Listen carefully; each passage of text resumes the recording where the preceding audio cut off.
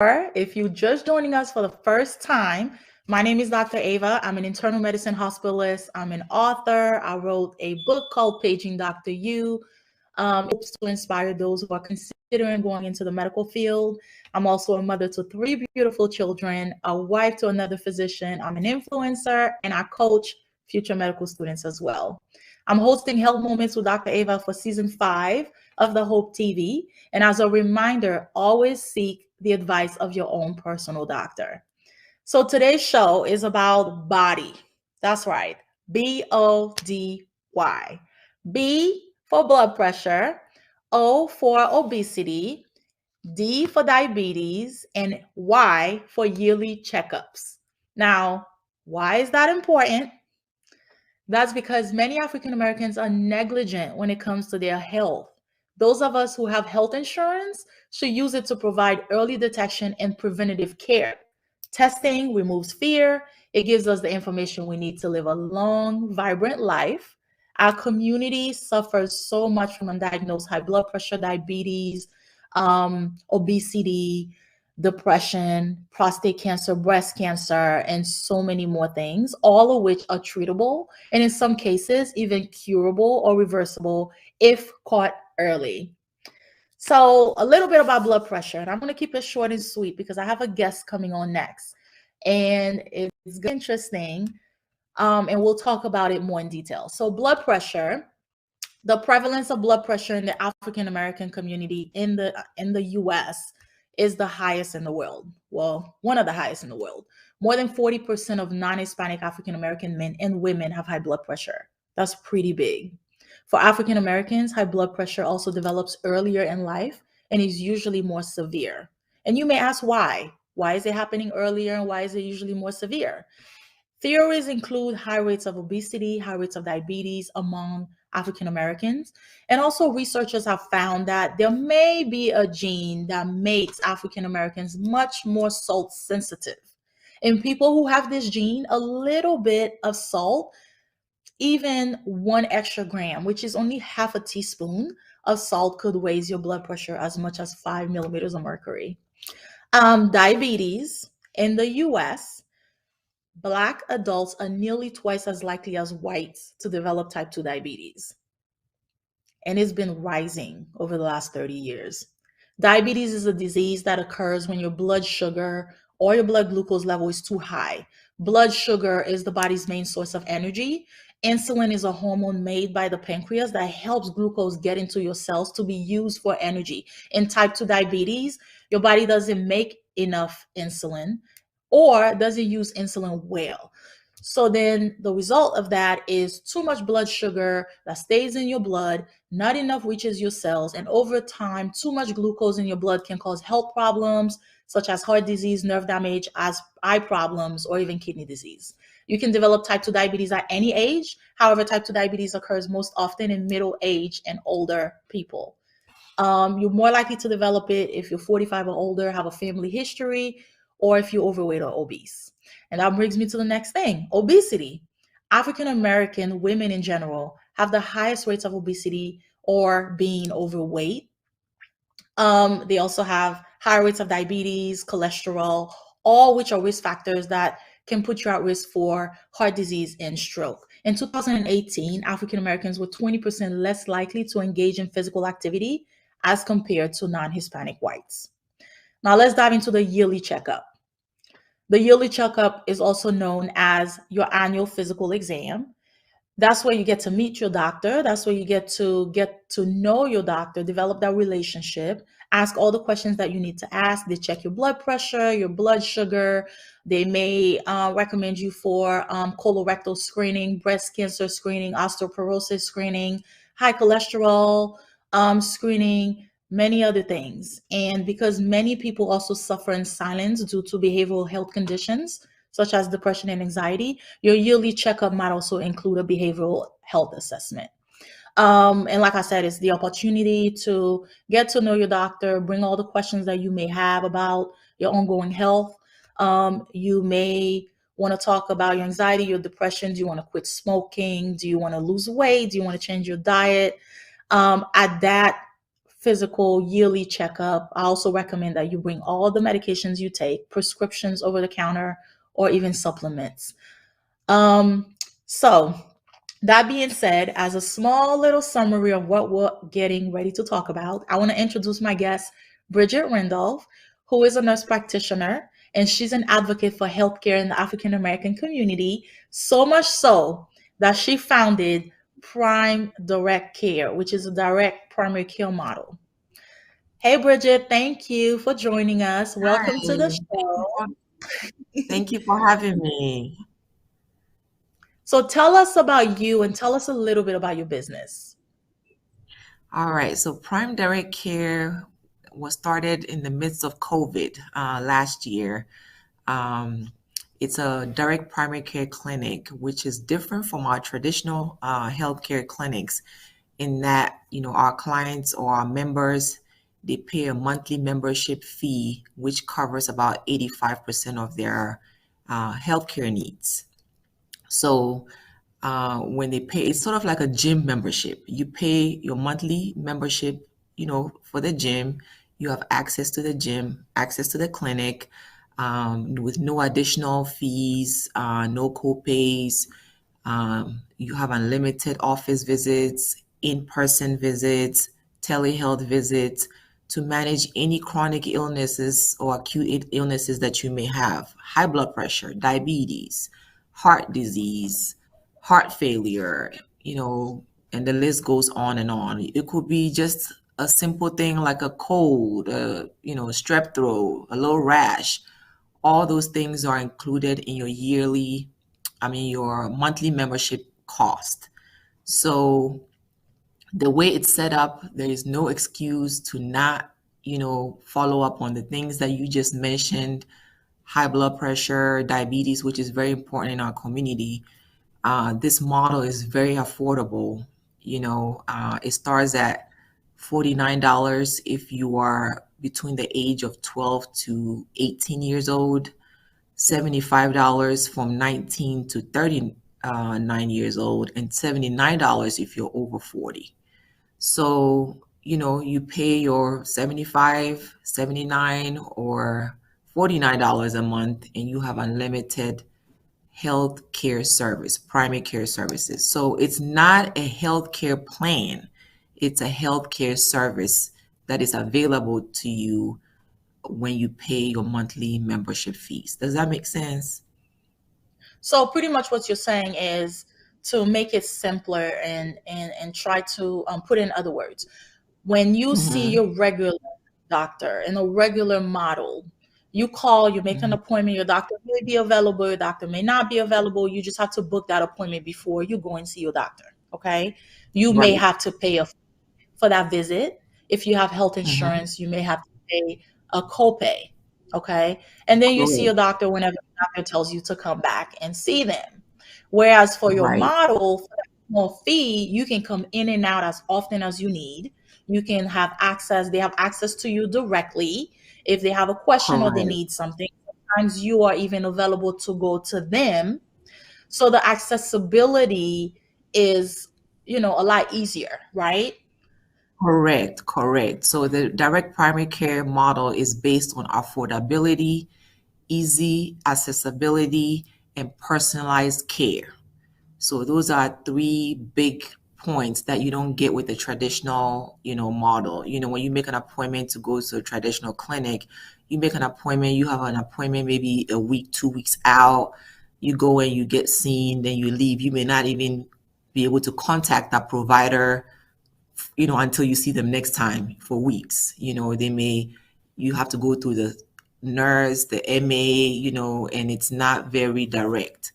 But with the direct primary care model, patients have access to you directly. You're able to, provide better education. You spend enough time with them when they come in the clinic. Our visits are for a new patient is about 45 minutes to an hour.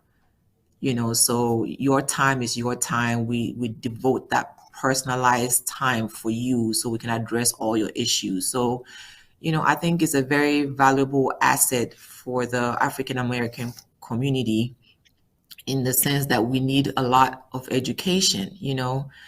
when it comes to diabetes, high blood pressure, and all these chronic illnesses. Just going to the clinic and getting a script, to take care of your blood sugar or your high blood pressure is not enough.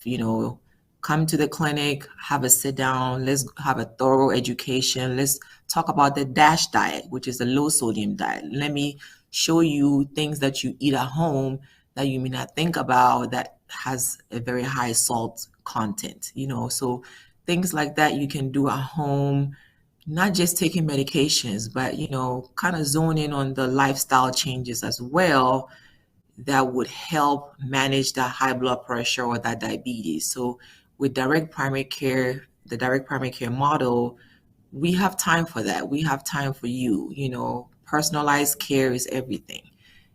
So I think it's a great model out there that, the community needs to be more aware of.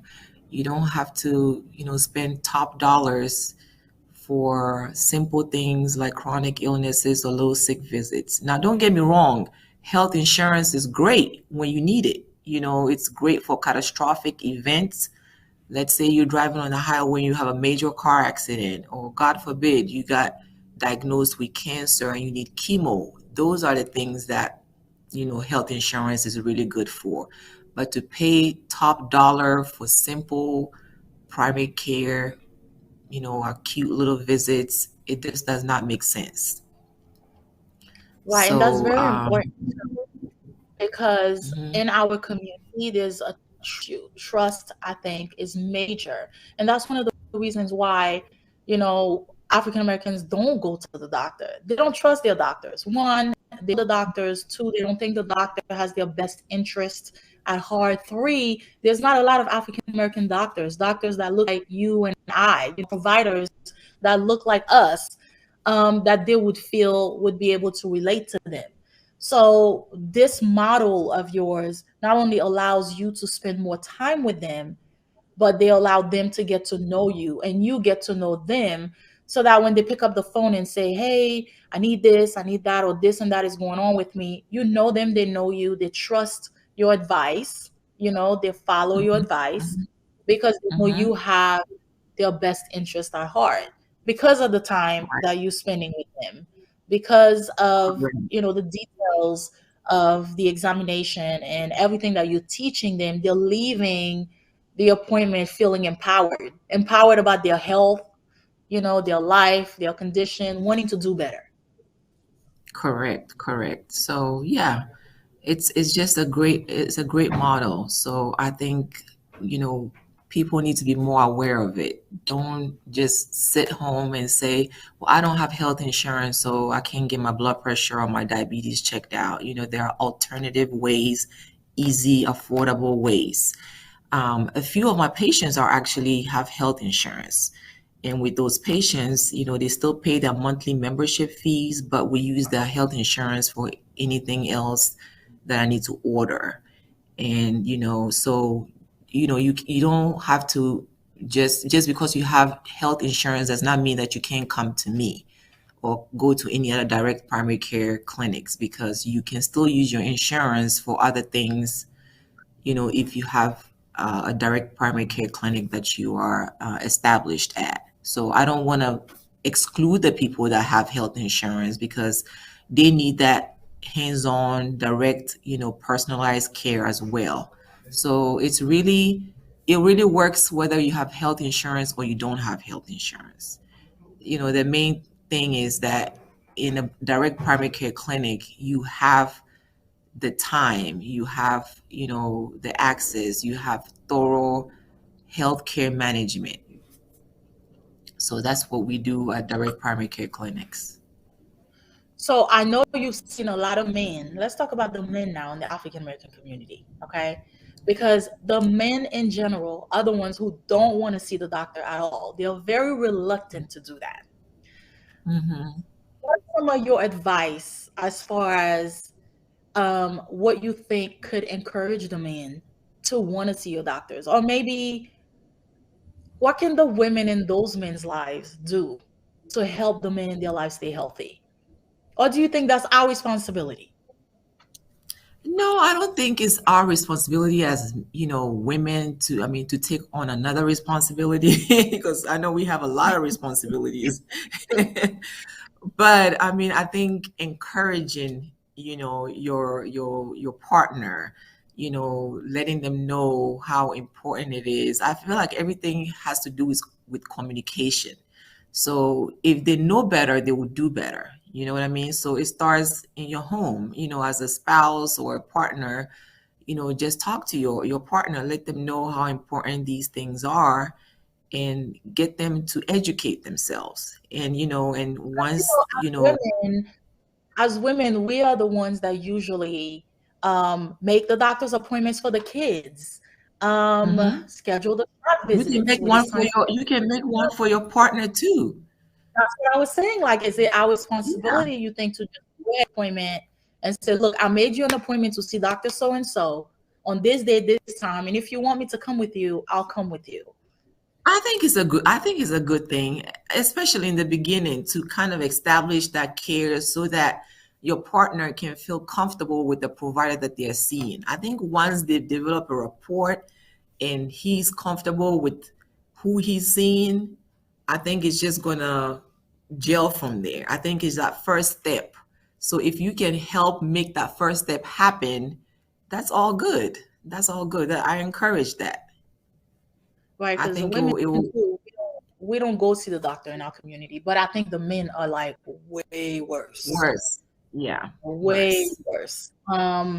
So, and that's why there are such high rates of heart disease and strokes and even end-stage renal disease. You know, a lot of us on dialysis, a lot of us on the kidney transplant list. Yeah, But so many of those conditions could be prevented or even reversed if you're following up, you're seeing your doctors on a regular basis. High blood pressure is a silent killer. You may feel great. You can even be somebody who goes to the gym, eat right, and still have high blood pressure, never know nothing about it because you're not going to feel a way until something bad happens. And a lot of times that bad thing could be a heart attack, it could be a stroke, it could be, kidney failure or heart failure. And I've seen that a lot at the hospital. So for high blood you, pressure itself, there are no signs. You may not tell. When there are signs, oftentimes it's very, very late. it's too late. So that's It's too why late. it's important to check with your doctor and have a follow-up appointment because you can find out that you have high blood pressure early on and change your diet or exercise more, lose some weight if you're a little bit overweight or obese, or even be put on medication if you have to. But those are Yeah. things that can prevent you from developing something that there's no point of return. Yeah, you're absolutely right on that. I had a patient that signed up for my service and came in and said, "Oh, I'm very healthy. I just need to get a pap smear done, a wellness check done, and that's it. I don't have no healthcare problems." Well, she walked in here with a blood pressure of 220 over 121, Oh stroke my level God. high blood pressure. She felt fine, Oh no my symptoms, God. nothing.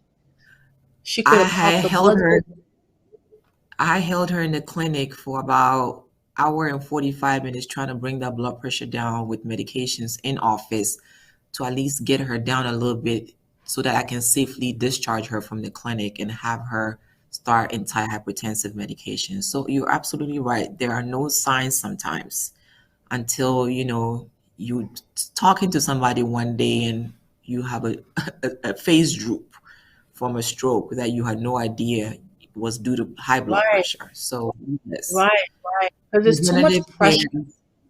in your blood vessels, and I always tell my patients when they come to the ER and their blood pressure is so high that we're having to start them on the drip. And I try to explain it to them in words that they can understand.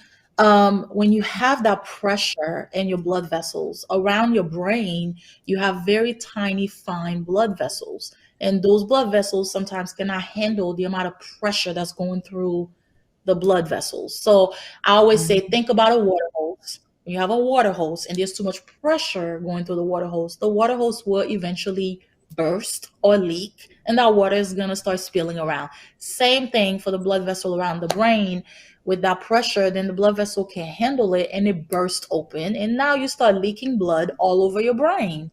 And that's a Yeah. stroke. That's a type of stroke. It's a hemorrhagic Yeah. stroke. And that's something that Yeah. could have been prevented had you been Hmm. checked, put Right. on a All right. regimen, blood Yeah. medications. Get heart Yeah. failure the same way. If you go to the gym and you're lifting weights, your muscles get big. The heart is a muscle Hmm. too. And the heart beats so many times per second, hundreds of times per hour. So imagine the whole day your heart is pumping against a pressure. Your heart will eventually get big, just like your muscles get big if you're lifting weight. And a big heart is a weak heart. That's heart failure. So that's two of the things that can cause you to have, end stage organ damage. That's oftentimes not reversible. And you have Correct. no signs or no symptoms until it's too late. That And that's the happens. danger. Yeah. Yeah. Yeah. And most of the time, because they don't have symptoms, like this patient did not want to go to the ER because, with the blood pressure that high, really they needed to be seen in the ER to be on a drip to get the blood pressure stabilized. And then, but, you know, most of African Americans don't like to go to the doctor, don't like the hospital. So it's very challenging. So that's why I feel like, trying to focus on preventative care is the best route, to prevent serious complications, in our community in the future. So let's talk about why there's a mistrust. Why are we the ones not wanting to go to the doctor? What's the problem?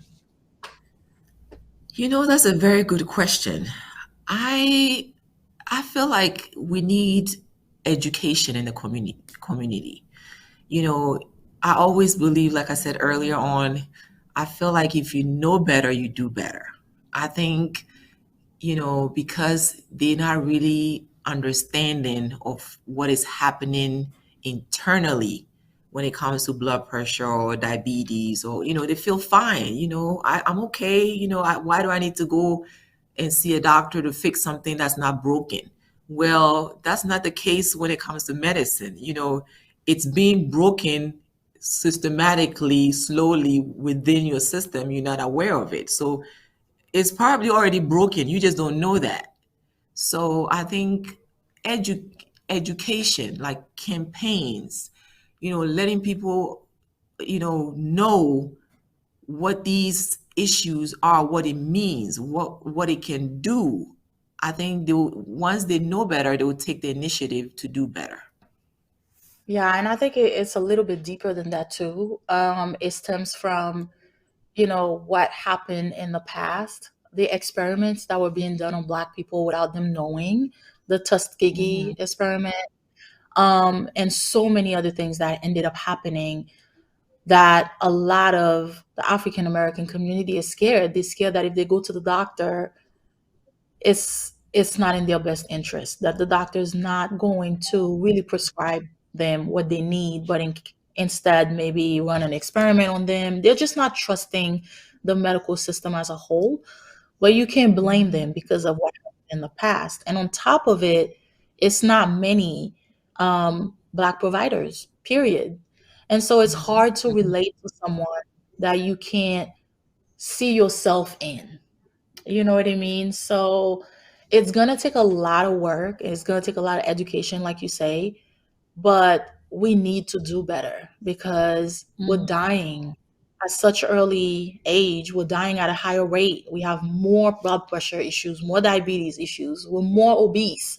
And if we don't do Yeah. something about it, then we're going to end up having major issues. Yeah, and another very important thing to touch on in the youth, the Black youth these days, is that the focus is more on the exterior than the interior. It's all about like getting your hair done, making sure your face looks good, having liposuction to suck out the fat, but not really following through with proper diet. Like everything with medicine. I mean, I need to go there because it's more evident. It's more evident these days Yeah, that, we need to talk about that too. Yeah. yeah, the exterior is more important than interior in the healthcare community these days. So I feel like we need to really educate the youth, because I know I shared with you, sometimes I'll go to the nail salon to get my nails done, and there will be women sitting next to me getting their toenails done, the pedicure done, with multiple funguses of their toes.